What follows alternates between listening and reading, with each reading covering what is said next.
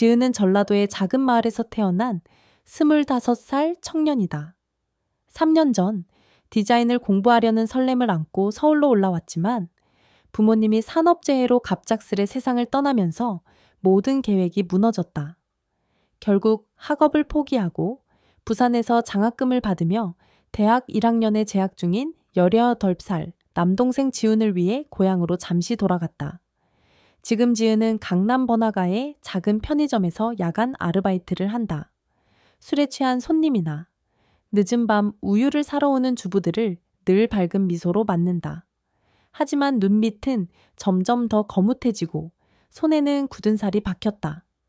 번 돈의 대부분은 지훈에게 보내 지훈이가 나보다 나은 길을 걸으면 그걸로 됐어 라며 스스로를 다독인다. 휴대폰 속 가족 사진을 보며 속삭인다. 언니가 끝까지 버틸게, 지훈아. 그녀의 하루는 단조롭고 외롭지만 손님들과의 짧은 대화에서 잠깐의 웃음을 찾는다. 하지만 마음 한구석엔 설명할 수 없는 불안이 자리 잡고 있다. 3달 동안 꼬박꼬박 야간 근무를 한 지은은 첫 달 월급이 아직 들어오지 않았음을 깨닫는다. 조심스럽게 점주 김 사장에게 물어보지만 그는 낡은 정장을 걸친 채 늘 하던 대답을 반복한다. 요즘 경기가 안 좋아. 다음 주에 줄게. 좀 이해해 억울했지만 지은은 울컥하는 마음을 억누르고 고개를 끄덕였다. 일시적인 문제일 거라 스스로 다독였다. 하지만 2번째 달도 마찬가지였다. 이번엔 공급 업체가 물건을 늦게 줘서 그래 라며 짜증 섞인 말투로 얼버무렸다. 지은은 식비를 아끼려고 라면만 먹으며 월세를 간신히 내고 남은 돈은 동생에게 보냈다. 몸은 점점 지쳐갔지만 일을 그만둘 순 없었다. 그러던 어느 날 창고를 정리하던 중 우연히 사장의 장부를 발견한다. 거기엔 전 직원들 이름 옆에 임시로 빌린 돈이라는 메모가 상한 날짜도 없이 빼곡히 적혀 있었다. 순간 가슴이 철렁했지만 이 일을 잃을 수 없기에 지은은 아마 오해일 거야 라며 애써 마음을 달랬다. 3번째 달, 지은은 부산에서 다급한 전화를 받는다. 지훈이 급성 맹장염으로 응급수술을 받아야 하며 500만 원이 필요하다는 소식이었다. 눈앞이 캄캄해진 지은은 급히 편의점으로 달려가 김 사장에게 간절히 부탁했다. 사장님, 제발 월급을 주세요.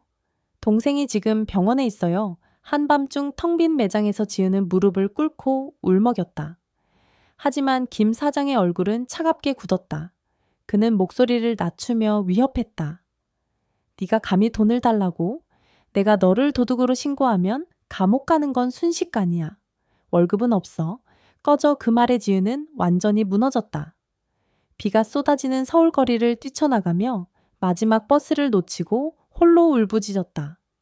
다음 날 개인 물건을 챙기러 편의점에 들른 지은은 금고가 털린 모습을 발견한다. 그 순간 김 사장이 나타나 그녀를 도둑으로 몰았다. 그는 친구들까지 불러 협박하며 소리쳤다. 지은은 공포에 휩싸여 달아났다. 믿었던 김 사장에게 배신당한 상처는 말로 표현할 수 없을 만큼 깊었다. 비에 젖은 채 공원을 헤매던 지은은 우연히 낯익은 얼굴을 만난다. 6개월 전 함께 야간 근무를 했던 수진이었다. 지친 얼굴의 수진은 지은을 작은 카페로 데려가 자신의 이야기를 털어놓았다. 그녀 역시 김 사장에게 2달치 월급을 떼이고 협박당해 결국 편의점을 떠난 것이었다. 지은은 믿기 어려웠지만 곧 수진이 소개한 민수를 만났다. 과거 편의점 부점장이었던 민수는 지금 공장 기숙사에서 어렵게 살고 있었다. 그는 충격적인 사실을 밝혔다.